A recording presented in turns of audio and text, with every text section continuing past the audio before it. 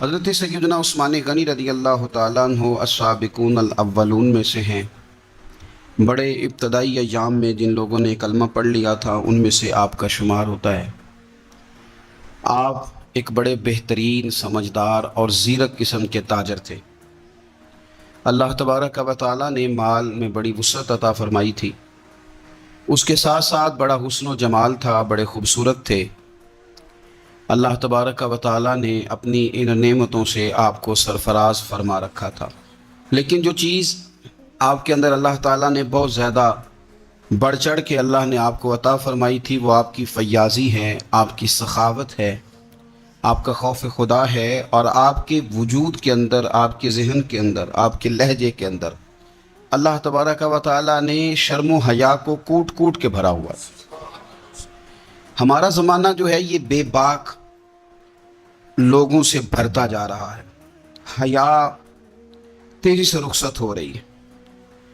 نہ ہمیں حیا رہ گیا ہے بزرگوں کا، نہ علماء کا، نہ حیا رہ گیا ہے مشائخ کا، نہ حیا رہ گیا ہے اپنے بڑوں کا۔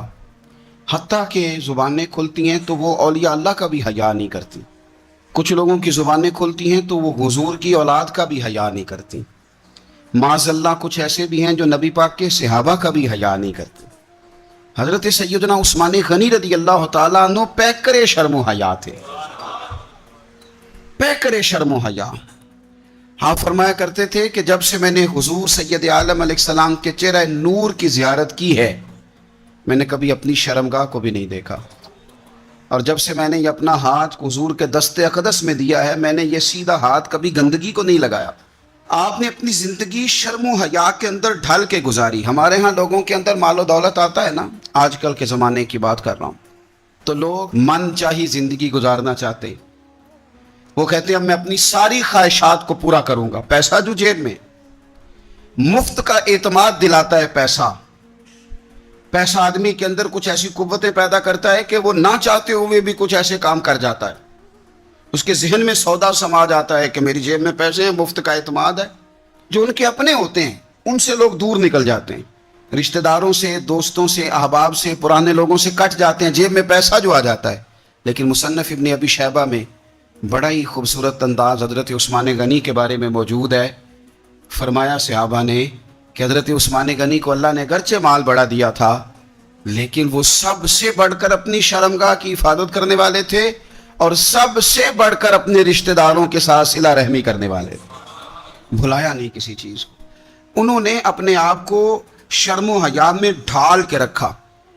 حضرت عثمان غنی رضی اللہ تعالیٰ عنہ کے بارے میں کسی نے بڑے خوبصورت جملہ کہا ہے، اس نے کہا ہے جب بھی کوئی شرم و حیا پہ دیوان لکھے گا تو لازم ہے کہ وہ سیرت عثمان لکھے گا۔ کائنات والے جب بھی شرم و حیا پر کچھ تحریر کریں گے تو وہ سیدنا عثمان غنی پر لکھیں گے۔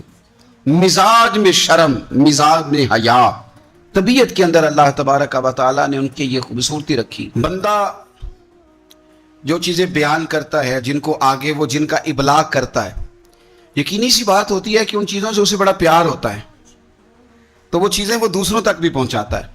حضرت عثمان غنی رضی اللہ تعالیٰ عنہ نے نبی رحمت صلی اللہ علیہ وسلم سے کچھ چیزیں لے کر امت کو پہنچائیں۔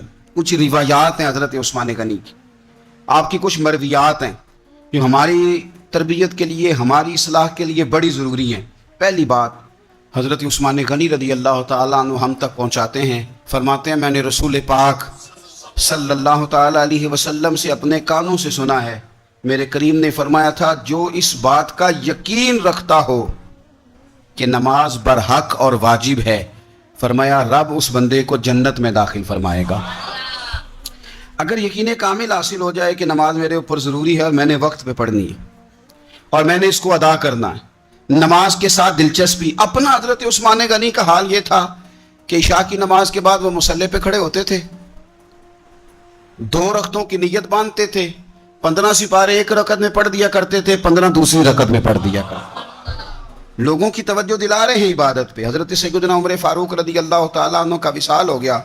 حضرت عثمان غنی رضی اللہ تعالیٰ عنہ بعد میں جب امیر المومنین بنے تو آپ نے حضرت عمر کی ایک بیوہ کے ساتھ نکاح کیا، تو وہ خاتون عرض کرنے لگیں کہ آپ نے میرے ساتھ نکاح کیا ہے، میں تو اب بڑھاپے کی حالت میں ہوں، کوئی خدمت نہیں کر سکتی، میرے ساتھ نکاح کرنا. تو حضرت عثمان غنی فرمانے لگے میں نے کسی ضرورت کے تحت نکاح نہیں کیا. میں نے مسجد میں تو عمر فاروق کو دیکھا ہے, حرم کعبہ میں بھی دیکھا ہے, میدان جہاد میں بھی دیکھا ہے. میں تم سے نکاح اس لیے کیا ہے کہ مجھے بتاؤ عمر اپنے گھر کی 4 دیواری کے اندر اپنے رب کو کیسے راضی کیا کرتے. ان کا جو رات مصلی پہ بیٹھنے کا طریقہ تھا, تلاوت قرآن مجید کا جو انداز تھا, میں وہ سیکھنا چاہتا ہوں. عبادت کے ساتھ خاص شغف سیدنا عثمان غنی ذوالنورین رضی اللہ تعالیٰ عنہ کا. حضور نے فرمایا تھا نماز میری آنکھوں کی ٹھنڈک ہے. میرے بھائیوں, اپنی نماز کی حفاظت کریں. حفاظت سے مراد یہ ہے کہ کسی نماز کو ضائع نہ ہونے دیں. نماز اپنے وقت پر ادا کریں. اور آپ جتنا نماز سے پیچھے ہٹیں گے نا, یعنی ہمارے ایک بزرگ تھے, وہ فرمایا کرتے تھے کہ جس طرح سکول سے ایک چھٹی کر لیں تو اگلے دن جانے کو دل نہیں نہ کرتا, اسی طرح اگر ایک نماز کسی نے چھوڑ دی تو اگلی نماز خود بخود اس کی سستی میں گزر جائے گی. آپ جتنا نماز کے قریب جاؤ گے, جتنا اس سے محبت کرو گے, اتنا نماز کی طرف آپ کی توجہ بڑھ جائے گی. اللہ تبارک و تعالیٰ نے مسلمان کو زندگی میں بھی بڑا اعزاز دیا ہے. مومن کی بڑی شان ہے, مومن کا بڑا مقام ہے.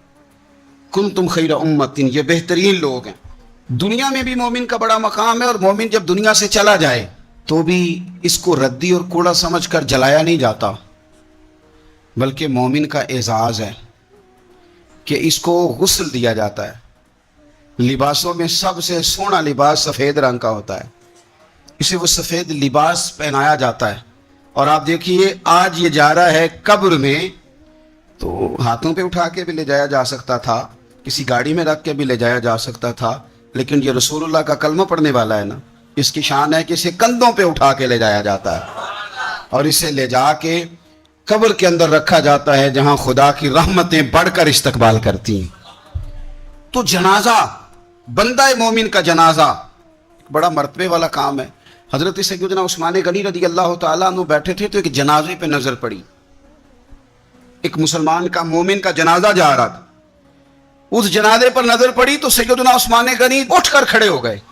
ایک ہے کہ کسی معزز آدمی کے آنے پر آپ کھڑے ہوں, لیکن یہ شان ہے نا, یہ عظمت ہے نا مومن کی کہ اس کا جنازہ گزر رہا ہے. تو حضرت عثمان غنی رضی اللہ تعالیٰ عنہ اٹھ کے کھڑے ہو گئے, اور جب لوگوں نے آپ کی طرف دیکھا تو فرمانے لگے اپنی مرضی سے یہ کام نہیں کیا. ایک دن کریم رسول کے سامنے سے بھی جنازہ گزرا تھا تو میرے نبی اٹھ کے کھڑے ہو گئے تھے. تو میں تو اپنے پیارے محبوب صلی اللہ تعالیٰ علیہ وآلہ وسلم کی ادا کو ادا کر رہا ہوں. حضرت عثمان غنی رضی اللہ تعالیٰ عنہ نے ہمیں بتلایا کہ مومن کا ہر حال میں مقام اپنی نظروں کے سامنے رکھنا, مقدم رکھنا اس کی عظمت کو. جو رسول اللہ کا کلمہ پڑھ لے اس کی بڑی شان ہوتی ہے. ہم اہل مودت ہیں سائیں, ہر روز بشارت ہوتی ہے. ہم ہر شام مدینے جاتے ہیں, ہر روز زیارت ہوتی ہے. یہ جو بندہ مومن ہوتا ہے یہ تو اہل محبت, اہل مودت لوگ ہوتے ہیں, ان کو تو بڑے اعزاز دیے جاتے ہیں. تو حضرت عثمان غنی رضی اللہ تعالیٰ عنہ نے ہمیں بتلایا کہ بندہ مومن دنیا سے جائے پھر بھی اس کا اعزاز ہے, پھر بھی اس کا مقام ہے. حضرت سیدنا عثمان غنی رضی اللہ تعالیٰ عنہ کا نا مسجد کے ساتھ بڑی دلچسپی تھی. آپ نے نبی پاک صلی اللہ تعالیٰ علیہ وسلم کا یہ فرمان روایت کیا ہے کہ جو شخص اللہ کی رضا کے لیے مسجد بنائے گا اللہ تبارک و تعالیٰ اس کے لیے جنت میں گھر بنائے گا. مسجد نبوی کی تعمیر حضرت عثمان غنی نے بڑے شوق سے فرمائی, اور اپنے دور میں انہوں نے مسجد کے اندر وسعت کی, تزئین و آرائش کی. اس کے اوپر جو فرش ہے مسجد نبوی کا, وہ فرش حضرت عثمان غنی نے ڈلوایا. اور آپ نے مسجد کے ساتھ, اور مسجد کون سی؟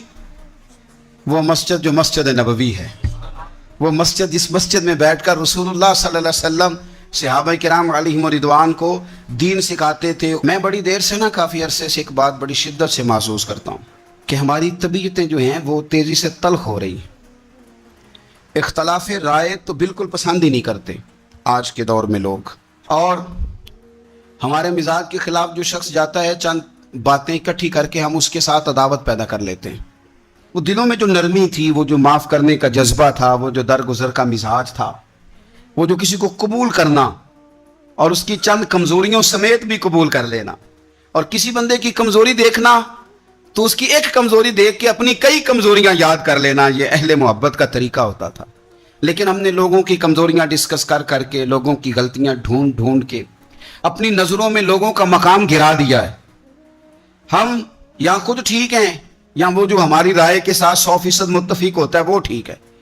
ورنہ یہ ہوا ہے کہ طبیعتیں سخت ہیں، مزاج سخت ہیں، لب و لہجے سے تلخی پھوٹتی ہے. حضرت عثمان غنی اپنے مزاج کے لحاظ سے بڑے نرم دل آدمی تھے، بڑے کریم تھے، بڑے مہربان تھے.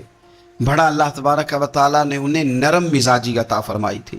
حضرت عثمان غنی رضی اللہ تعالیٰ عنہ حدیث روایت کرتے ہیں، مسند امام احمد بن حنبل میں موجود ہے. فرماتے ہیں میں نے نبی پاک صلی اللہ تعالیٰ علیہ وسلم کو یہ فرماتے ہوئے سنا ہے، میرے کریم محبوب فرمانے لگے وہ شخص جنت میں ضرور داخل ہوگا جو نرم مزاج ہے. جو خریدار ہو تب بھی نرم مزاج ہے، دکاندار ہو تو پھر بھی نرم مزاج ہے، جو ادا کرنے والا ہو تو پھر بھی نرم ہے، تقاضا کرتا ہو تو پھر بھی نرم ہے، جو ہر معاملے میں نرم مزاج. اعلیٰ حضرت بریلوی رحمۃ اللہ علیہ ملفوظات شریف میں فرماتے ہیں جو کام نرمی سے ہوتا ہے وہ سختی سے ہوتا ہی نہیں. نرمی سے جو چیز آپ آگے اس کا ابلاغ کر سکتے ہیں، اس کو پہنچا سکتے ہیں، وہ کام سختی سے نہیں ہوتا. کم از کم اپنوں کے بیچ تو نرمی ہونی چاہیے. وہ جو سختی ہے وہ تو کافر کے مقابلے میں، منافق کے مقابلے میں وہ ہلکا یاراں تو بریشم کی طرح نرم، وہ تو رزم حق کو باطل ہو تو فولاد ہے مومن. تو حضرت عثمان غنی رضی اللہ تعالیٰ عنہ ہمیں یہ سبق پڑھاتے ہیں کہ اپنے مزاجوں میں نرمی لائی جائے، اپنی طبیعتوں کو ہمیشہ نرم کرنے کی کوشش کی جائے. حقوق العباد کا معاملہ ہمیشہ سے سخت ہے اور ہم نہ حقوق العباد کے معاملے میں بڑے خود غرض ہیں. اپنی مرضی کے حق ہم ادا کرتے ہیں، اپنی مرضی کے. حقوق العباد سے مراد بندوں کے حقوق ہیں، ایک دو رشتوں کے حقوق نہیں. اور یہ حقوق ہمارے اوپر عائد کس نے کیے ہیں؟ اللہ تعالیٰ نے. آپ اپنے بچوں کے حقوق ادا کرتے کرتے کسی غریب کے حق پہ ڈاکہ نہیں ڈال سکتے. آپ اپنے ماں باپ کا حق ادا کرتے کرتے کسی کا حق کینچی لگا کے کاٹ نہیں سکتے. آپ یہ کہیں کہ میں نے اپنا گھر بنانا ہے تو بڑے سارے گھر بے آباد کر دیں. جس طرح اپنے بچوں کا آپ پر حق ہے اسی طرح ملت کے بچوں کا بھی تو حق ہے. جس طرح آپ کا اپنا گھر آپ کے لیے بڑا اہمیت کا حامل ہے، اسی طرح سے جو باقی گھر ہیں وہ بھی تو اہمیت کے حامل ہیں. ہم نے یہ کیا ہے کہ دو چار حقوق اپنے ذہن میں بٹھا لیے اور اسلام جو حقوق کی وسعت بیان کرتا ہے. آپ کو پتہ ہے نبی پاک صلی اللہ تعالیٰ علیہ وسلم نے تو رستوں کے بھی حقوق بیان کیے، رستوں کے بھی حقوق بیان کیے، جانوروں کے بھی حقوق بیان کیے. حضرت عثمان غنی رضی اللہ تعالیٰ عنہ حدیث روایت کرتے ہیں اور ہماری توجہ دلاتے ہیں. آپ فرماتے ہیں کہ یاد رکھنا دنیا کے اندر اگر تم نے کسی کا حق ضائع کیا تو قیامت کے دن تمہیں اس حق کا بدلہ دینا پڑے گا. آپ فرماتے ہیں میں نے خود نبی پاک علیہ السلام سے یہ سنا ہے کہ اگر سینگ والی بکری نے بغیر سینگ والی بکری کو مارا تو قیامت کے دن اسے بھی بدلہ دینا پڑے گا. اگر سینگ والی بکری نے بغیر سینگ والی بکری کو تکلیف دی تو وہ بھی قیامت کے دن اسے بھی استفسار کیا جائے گا، پوچھا جائے گا. تو بھائی ہمیں خیال کرنا چاہیے. حقوق العباد کا معاملہ بڑا نازک ہے، بڑا باریک ہے، بڑا محتاط ہو کر کے چلنے کی ضرورت ہے.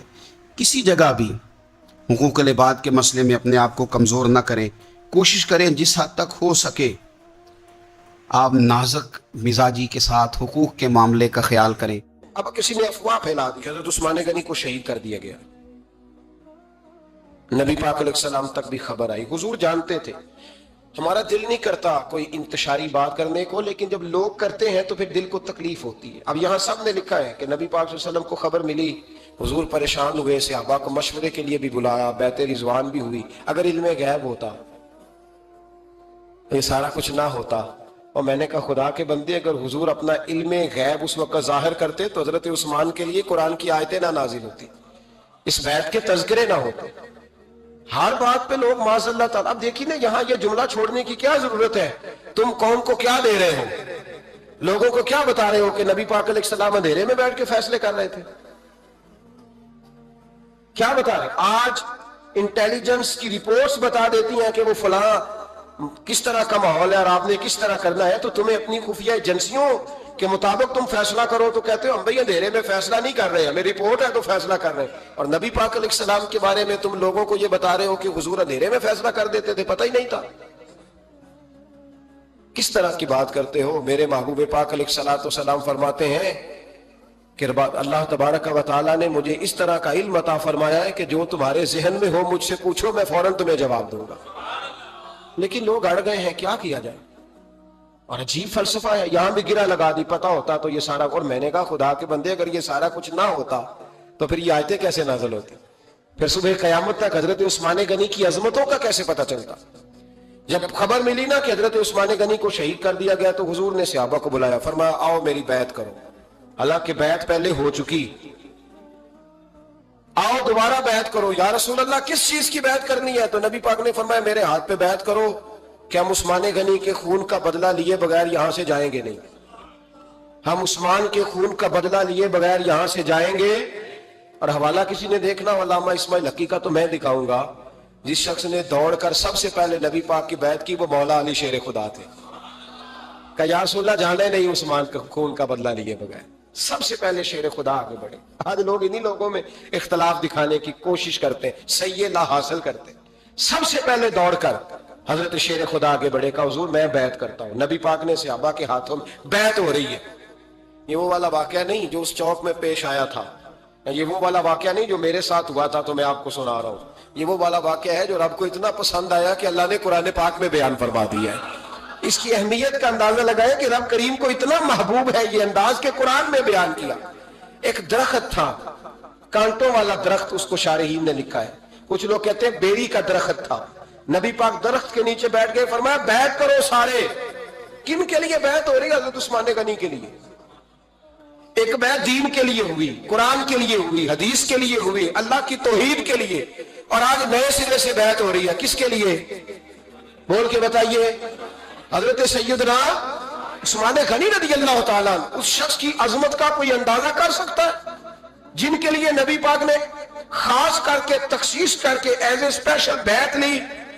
اور صحابہ نے جب بیعت کی تو اللہ کو اتنی پسند آئی کہ قرآن مجید کی سورہ فتح کی آیت نمبر 18 میں بیان کیا. فرمایا لقد رضی اللہ عن المؤمنین اذ یبایعونک تحت الشجرہ. فرمایا محبوب تحقیق اللہ ان مومنوں سے راضی ہے جو درخت کے نیچے آپ کی بیعت کر رہے تھے. تحقیق اللہ ان سے راضی ہوا, ان ایمان والوں سے جو درخت کے نیچے آپ کی بیعت کر رہے تھے. درخت کے نیچے تحت الشجرہ. قرآن مجید کے الفاظ اگر آپ غور کریں گے تو آپ کو حضرت عثمان غنی کی عظمت کا پتہ چلے گا, اور اس واقعے کی حساسیت کی آپ کو سمجھ آئے گی کہ بیعتیں تو مسجد میں بھی ہوئی, لیکن نام لے کے نہیں کہا محبوب جنہوں نے مسجد میں بیعت کی. نام لے کے نہیں کہا, حالانکہ وہ بیعتیں بھی اللہ کو بڑی محبوب ہے. بیعتیں تو میرے بھائی نبی پاک نے بیت اللہ شریف کے پاس بھی کی, مسجد نبوی میں بھی کی, لیکن یہاں نام لے کر کوئی بھول نہ جائے. کسی نے کہہ دینا تھا کوئی اور بیعت تھی, جی لوگ شرح کر رہے ہیں نا مرضی, وہ تو کسی اور کی بیعت. نام لے کے کہا محبوب تحت الشجرہ, وہ جو درخت کے نیچے بیعت ہوئی, وہ جو بیعت درخت کے نیچے ہوئی. اور جنہوں نے بیعت کی لقد رضی اللہ عن المؤمنین, تحقیق اللہ ان مومنوں سے راضی ہو گیا. اللہ ان مومنوں سے. صحیح بخاری صحیح مسلم میں صحابہ نے پوچھا یا رسول اللہ اللہ کس طرح راضی ہوا ہے؟ فرمایا آج جس نے میرے ہاتھ پہ بیعت کی ہے رب کریم نے وعدہ کر لیا سب کو جنت عطا فرمائے گا, جنتی ہو گئے سارے. حضرت عثمان غنی رضی اللہ تعالیٰ عنہ کی یہ عظمت, یہ شان قرآن پاک نے بیان کر دی کہ حضرت عثمان کے نام پر صحابہ جمع ہوئے. اللہ تبارک و تعالیٰ نے اس واقعے کا ذکر قرآن مجید میں فرما دیا. حضرت ابوبکر صدیق کا زمانہ تھا تو ایک شخص ملک شام کا رہنے والا, بڑا قرضہ چڑھ گیا اس پہ, تو وہ حضرت ابوبکر صدیق کے پاس آیا, کہنے لگا آپ امیر بھی ہیں اور امیر بھی ہیں. دونوں باتیں, ایک امیر یہ ہے کہ مسلمانوں کے سربراہ ہیں, اور دوسرا اللہ نے آپ کو مال و دولت بھی عطا فرمایا ہے, تو میرے اوپر قرضہ چڑھ گیا تو مہربانی فرمائیں. وہ کہتا ہے حضرت صدیق اکبر نے میرا ہاتھ پکڑا, گھر کے اندر لے گئے. باہر سے دروازہ بڑا اعلیٰ تھا لیکن گھر کے اندر گیا تو چارپائی بھی کوئی نہیں تھی, کھجور کی چٹائیاں بچھی ہوئی تھی کھجور کی چھال کی, اور وہ بھی پھٹی ہوئی. فرماتے سیدنا صدیق اکبر نے بٹھا لیا مجھے, اور مجھے کہنے لگے یار تجھے ایک عجیب بات نہ بتاؤں؟ تو بتائیے. فرمانے لگے 3 دن ہو گئے میں نے اناج کا دانہ بھی نہیں کھایا, کھجور کے اوپر گزارا کر لیتا ہوں میں, آج کل حالات میرے ٹھیک نہیں ہیں. لگا جی پھر میں کیا کروں؟ تو آپ فرمانے لگے تو عثمان غنی کے پاس جا. کس کے پاس؟ شخص کہنے لگا جی مجھے تو بہت سارے پیسے چاہیے. تو آپ نے فرمایا تیری سوچ وہاں ختم ہوتی ہے جہاں سے عثمان کی سخاوت شروع ہوتی ہے. تیری سوچ وہاں تو جو سوچتا ہے نا اتنے ملیں گے, تیری ختم ہوتی ہے سوچ جہاں سے عثمان کی سخاوت शुरू होती है, तू जा। कहने लगा जी आपका नाम लूं, फरमाया जरूरत ही नहीं पड़ेगी। कहा जी मैं जिक्र करूंगा कि मुझे अमीरुल मोमिनीन ने भेजा, फरमाया जरूरत है, सिर्फ इतना तू जाके बताना कि मैं मकरूज हूं और रसूलुल्लाह का नौकर हूं सल्लल्लाहु अलैहि, इतना बताना कि मुसलमान हूं, मुस्तफा का गुलाम, बस, और किसी इजाफे की जरूरत है। कहा जी वो दलील मांगेंगे, फरमाया उस्मान खैरात करते तफ्तीशें नहीं करता, उस्मान अल्लाह की राह में देते हुए तफ्तीश है, 10 रुपए देना और एक 100 बात सुनाना फकीर को, तुक तो नहीं ना, 10 रुपए और 100 किस्म के ताने ना दे तू मियां, चश्म पोशी कर जा, तुझे किसने इजाजत दी है टटोलने की, फोलने की और क्रोधने की? ये हाल अगर तेरे साथ किया जाए, रब अगर तुझे टटोल के दे तो तेरा क्या बने? रब करीम अगर तुझे टटोल के दे के पहले बता नमाज़ें कितनी पड़ी है, सवेरे उठता है कि नहीं, तो तेरा क्या हाल होगा? तू टटोलता फिरता है 10 रुपए देने के लिए। हजरत उस्मान गनी की आदत नहीं, वो शख्स कहता है मैं चला गया, पूछता पुछाता दरवाजे पे पहुंचा, दरवाजे पे दस्तक दी तो हजरत उस्मान गनी के अंदर से बोलने की आवाज है, अपने बच्चों को डांट रहे हैं, कहते हैं और यार तुम लोग शहद के अंदर, दूध के अंदर शहद मिला के पीते हो, खर्चा थोड़ा कम करो, इतना खर्चा तुमने बढ़ा दिया है, तुम दूध के अंदर दूध भी मीठा शहद भी मीठा, एक चीज खा लो, को बीमार हो, 2-2 चीजें इस्तेमाल करते हो। कहते हैं मैंने कहा अबू बकर तो बड़ी बातें बता रहे थे, और इस किस्म के कई वाकयात हज़रत उस्मान गनी के साथ हुए, वो तो बड़ी बातें बता रहे थे और ये आदमी दूध शहद से लड़ाई कर रहा है और मुझे कई हजार दिरहम चाहिए, दिनार चाहिए, मुझे दे देगा? फरमाते अब वो डांट के बाहर आए, मैं दरवाजे पे था, आते ही कहने लगे मैं आया ना तो जब मैंने अस्सलामु अलैकुम कहा तो वो समझ गए मैं मुसलमान हूं। कहते वालेकुम कहा तो पहला जुमला उन्होंने जो बोला वो उनके बड़ेपन का मुजाहरा था। कहने लगे बच्चों को एक बात समझानी थी, आने में मुझे 1.5-2 मिनट लग गए, तू दरवाजे पे खड़ा रहा, मुझे माफ कर देना। बड़े लोगों की बड़ी बातें, बड़े लोगों की बड़ी बातें, इतना बड़ा कद है उतना बड़ा इखलाक है। कहने लगे तुझे एक बात बच्चों से करने लग गया था, तुझे इंतजार करना पड़ा, जरा दरगुजर करना। कहते फिर उन्होंने दरवाजा खोला, जो उस वक्त उनका माहौल था हवेली का, ड्राइंग रूम का, जो भी, मुझे बिठाया। कहते हैं मेरे लिए जो पहली चीज आई वो दूध के अंदर शहद डाल के वो लाए। कहते हैं मेरे दिल में ख्याल आया घर में झगड़ा कर रहे थे, मुझे पिलाया, उसके बाद खजूरों का हलवा आ गया। कहते हैं मैंने कहा बच्चों को कह रहे थे एक मीठी चीज इस्तेमाल करो, मेरे लिए 3-3 आ गई है, 3-3 आ गई, अजीब शख्स है। कहते हैं मैं, लेकिन अभी मेरा तसव्वुर जमा नहीं, मैंने कहा इतना तगड़ा नहीं जितना हज़रत अबू बकर ने बताया। कहते हैं खिला पिला के ना फिर पूछने लगे कैसे आए हो, कैसे आए हो? तो कहते हैं मैंने कहा कि जनाब मैं मजबूर हूं, आज बहुत सारे लोग हैं ना जिनके पास किसी की बात सुनने का टाइम ही नहीं, कहते मोटी मोटी बात करें, आखिरी आखिरी। हजरत उस्मान गनी पूरी खिला पिला के कहने लगे कैसे आना हुआ? कहते मैंने कहा जी मैं मुसलमान हूं, मुल्क के शाम के मुज़फ़्फ़ात के एक गांव का रहने वाला हूं, कुछ कारोबारी मुश्किलात आई तो मैं मकरूज हो गया, मेरे ऊपर कर्जा है, मुझे कुछ पैसों की आदत है। फरमाने लगे मैंने कुछ पैसे कहा, उन्होंने एक आवाज दी तो उनका गुलाम आया, एक ऊंट के ऊपर लदा हुआ सामान लेके। किसके ऊपर? ऊंट के ऊपर। कहता मुझे 3000 अशरफियों की जरूरत थी, मैंने बताया नहीं 3000 चाहिए। ऊंट आया तो हज़रत उस्मान गनी कहने लगे उस ऊंट पर तेरे लिए, तेरे घर वालों के लिए मैंने कपड़े भी रखवा दिए, खाना भी रखवा दिया, 6000 अशरफियां भी रखवा दिए, तू पैदल आया है तो अब ऊंट लेके जा। कहते मैंने कहा हुजूर ऊंट वापस कौन करने आएगा? कहने लगे वापस करने के लिए दिया ही नहीं तो तोहफा है, तू ले जा। कहते मैं कहां से चला था ढूंढता और मदीने में आया, और जब मदीने में आया तो फिर अल्लाह ने झोली भर के अता फरमाया। कहते मेरी आंखों में आंसू आ गए और मैंने कहा हुजूर आपने तो मेरी जरूरत से कहीं बढ़ के नवाज दिया है, मुझे माफ कीजिएगा, मैं सोच रहा था कि दूध शायद पे घर में लड़ाई हो रही है। आप फरमाने लगे रब ने जो मुझे पैसे दिए हैं इसलिए नहीं दिए कि मेरी औलादें मौज मस्ती करती फिरे, मेरे मालिक ने मुझे नवाजा है ताकि मैं मोहम्मद अरबी की उम्मत की नौकरी करूं सल्लल्लाहु अलैहि। ये सखावत का हाल। फरमाते मैंने नहीं बताया कि मुझे सैयदना सिद्दीक़ अकबर ने भेजा है। फरमाते मैं दरवाजे तक गया तो मैंने कहा शुक्रिया, जज़ाकल्लाह, आपकी मेहरबानी। तो मुस्कुरा के फरमाने लगे मेरा शुक्रिया अदा ना कर, अबू बकर सिद्दीक का कर, मेरा ना शुक्रिया अदा कर, शुक्रिया अबू बकर सिद्दीक का जिसने तुझे ये रास्ता दिखाया है। फरमाते मैंने कहा हुजूर आप फरमाया जाओ जाओ जाओ, तुम्हारा काम हो गया ना, तफसीलात में ना जाओ। ये शान सखावत सैयदना उस्मान गनी रज़ी अल्लाह ताला अन्हु। حضرت علی شیر خدا اتنی شان اور مرتبوں والے آدمی تھے. ایک بندہ آ گیا, وہ غیر مسلم تھا, تو کہنے لگا میرے کچھ سوالوں کے جواب ہیں پر کسی نے دیے نہیں کبھی.